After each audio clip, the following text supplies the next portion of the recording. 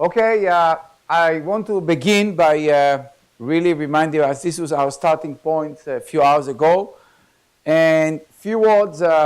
I've shared with you the notes. These are a suite of games which we have developed over the year in Rochester, the Seidmann School. I would like to see by show of hand whoever used them, just to get my sense. Okay, so those of you who use it, you are my nodes of influence. Okay, so you can share with others. Basically, they're all available for free.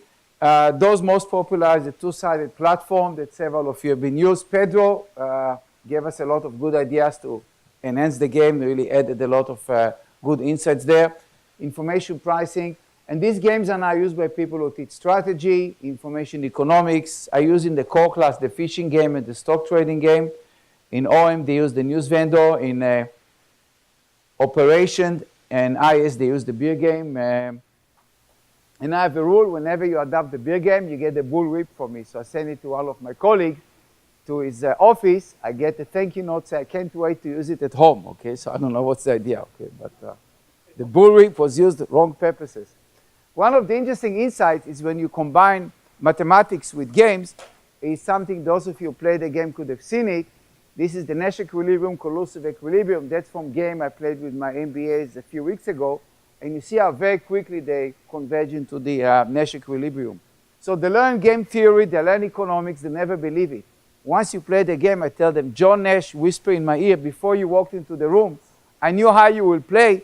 Even before I told you the game rules, I knew how you will play. And they're absolutely shocked. We do it with people who come visit Seidmann School, part of our recruiting. Over the last 2 years, we added a lot of animation, audio, and so on. We keep developing, adding features, and so on. So I'm very proud of it. Again, those who are interested, check with me or with other users, and I'll gladly share it with the community. We're all in it together. As far as sharing, my colleague, Professor Roy Jones, who really done a superb job in more than anybody here putting this conference together. We are collecting data, PowerPoint, software, etc. And Roy will share with you more information. We're looking for the easiest platform to do the share. We're looking at GitHub, which is a great machinery. There's a little bit of a technological barrier. We want to put Slack around it. So we'll experiment a little bit, so be patient. But the whole idea, we need to get it up and running. The technology, while we all like to teach, it gets complicated, and it makes no sense for all of us to invent it ourselves, okay? I go to lunch with people who teach accounting. They use the homework assignment from the textbook. They use the cases from the textbook. They get the final from the publisher. Life is good, okay? We have to work a lot harder. So if we help each other, I think it's good for everyone, okay? We started a day and we say, there are some interesting questions on MBA core teaching. And very quickly, what did we see? Vijay was the first one to kind of put the new technology there and looking at different elements. He started with the interesting example. I put in blue in my slides here what I will call the component.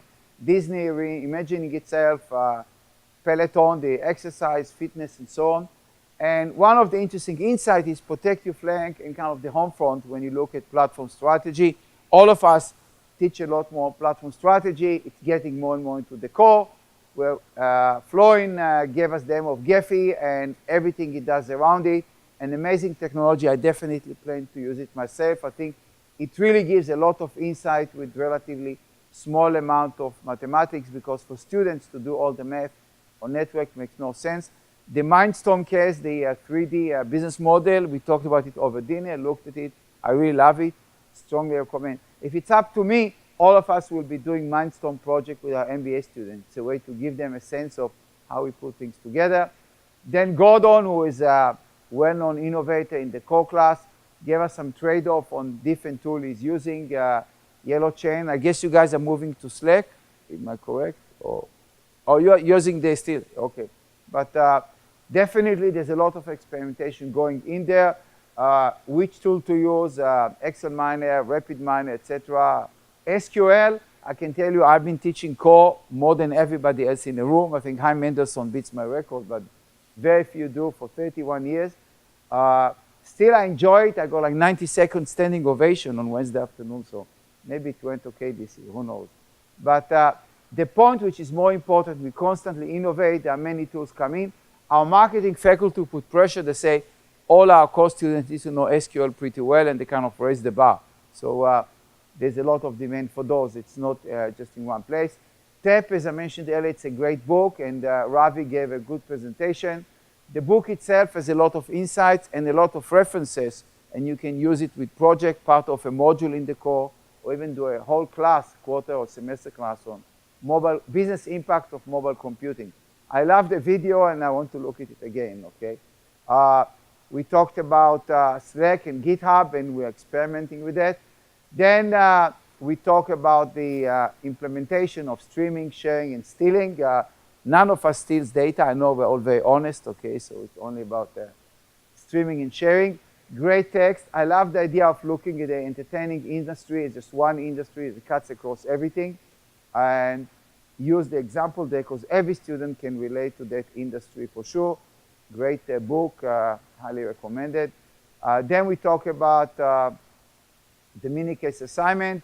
I love the idea. I want to look at all the cases there because the whole idea of looking the so-called low-tech technology, there was a famous case that we all used years ago. Remember eChopal? Kind of died over the times, but the whole idea of looking at basic economy where small technological investment can carry a long way. Everybody struggle, and we talked about it here, about Amazon Web Services and other technology. What do we do in here? And how far do we put? On one hand is the cost and bear to technological entry. On the other hand, I think the idea that I liked is lab is for demonstration, not for evaluation. So you kind of take the fear factor away, put the Watson, the Bluemix. Rajiv mentioned some other barriers that can be lowered now with Watson, but the whole idea is I want to teach you how to do it. By the way, this is a great article which came recently. You do not have to be a software company to think like one, and they're highly recommended. FinTech is a huge thing, and finance people have a hard time with that because the financial industry is in many ways melting down, and they're not sure what to do about it with robotic investment. People are moving to passive investment from active investment. Hedge funds are not as rich as they used to be. And basically, our role is providing a lot more understanding. I would like to see more cases on blockchain, fintech myself, but I guess it's only the beginning. But some of you already do amazing pioneering work. We've seen some example of business analytic program design in Rochester and other places. We discuss, we argue, what should we teach, what kind of tools. I think the common scheme we saw today, R, SQL, and Python, Tableau, and the Tableau story is kind of becoming fairly common tools there. Emory is joining the group, and again, similar trade-off. The question is how do you carefully do the interface between the MS program and the MBA program without cannibalizing one versus the other or stepping one on each and other toes, and there's competition there. Then Hamed talked about the program in Davis. They were the first ones to come. And of course, the question is, if nobody is doing it, why come? Then the question is, why should you come now? Everybody has a program already. It's too late, okay? So I can sympathize with that. But he basically explained a lot of the trade-off in program design. Sanjeev came and presented the design that are coming in here. What I like about this, I can speak for myself, is the idea that the program builds on new courses as well as feeding students who come for BA into regular MBA or existing elective to kind of leverage on resources and so on. And starting with State for Data Science, which is a great way, AlterX, etc. So that's a good combination that definitely should work. Teaching big data analytics, challenge for everybody because the technology is not easy. We all argue whether we should use Hadoop, should we use Spark, PySpark, Scala, etc. with Hive. So we're becoming more as medical school or engineering school and less as econ department or kind of theoretical something that we used to be. And there's a transition. In many ways, I think it's really a great move. Rajiv talked about what he's been doing in ISB successfully for a good number of years, teaching basically 2 courses in data mining and what kind of tool they're being used. One of the interesting insights I got from his presentation, and that's something we also recognize. Statistics was developed by Fisher in agricultural experiments 150 years ago. And in those cases, he had like 50 to 150 data points. So significant was important. When you run statistics on 1 million data point, everything is significant, okay? So what do you do now, okay? Our statistical machinery has not evolved to address screening or separating data sets when you have so many observations. So using the old statistics, I think it's fun. We put R in there, but behind R, there is a 19th century technology or early 20th century technology. So the statisticians have to update what they're giving us around, well, R seems modern, but behind it is a very old machinery that's kind of falling apart. So one thing that I got from this presentation was, okay, how do you evaluate the match or the fit the AI tool or data miner tool gives you? And different problem, we have different match criteria. R square, F, t-test do not work anymore, okay? Mall of America, great case study. I think many of us kind of took note and would love to use it, because the whole idea is you get data basically, as you mentioned, kind of for free, okay? They didn't even think about it. All of a sudden say, okay, who goes to a particular area, and are they buying shoes before they eat or after they eat? Okay, are they buying, if they buy, do they buy in the first hour or the second hour? How can I promote?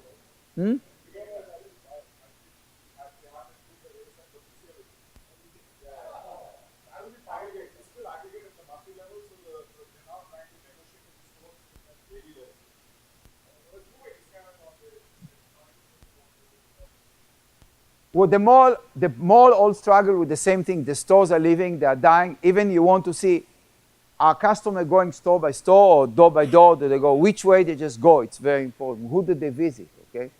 Another interesting question is Radiant using the R machinery there. It's a great tool. I've been talking with Terry about it for 2 years since it kind of came. I started experimenting with it a bit. I like it a lot. And the whole idea is basically, if you go to our OM community, we've been using very basic tool, and now we can be a lot more powerful in teaching our core classes there. I didn't have some of the last few lectures because I hope it's still fresh in your brain. Never ever cut corner while teaching. What all MBA programs have done, they try to, so to speak, please the students, lower the quantity of teaching, lower the quality, and I think we're all paying the price. The MBA industry started a race to the bottom with the Business Week ranking like 15, 20 years ago, and I think it took a lot of the essence, a lot of the substance out of the program. Huge mistakes. I don't advocate collusion, it's illegal, okay? But all of us should agree to one thing, do not cut the quality, okay? We can compete on some students, but there are enough students there.